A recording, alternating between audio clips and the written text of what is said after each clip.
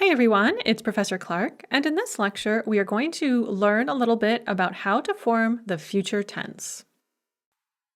The Russian future tense is complicated by this thing called verbal aspect, which we will learn about in the next lecture. But we can learn a little bit about the future in this lecture, and the thing to know is that pretty much all the verbs you've encountered in your textbook so far are what are called imperfective verbs. And if you want to form the future tense with imperfective verbs, and again, pretty much all the verbs you know at this point are imperfective verbs, you use the appropriate form of budu or будешь or whatever, plus the infinitive of the verb. So for instance, you could say, Что ты будешь делать сегодня? What are you going to do today? Я буду читать. I'm going to read.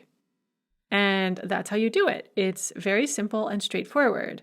The only complication is this thing called verbal aspect, which we will learn in the next lecture.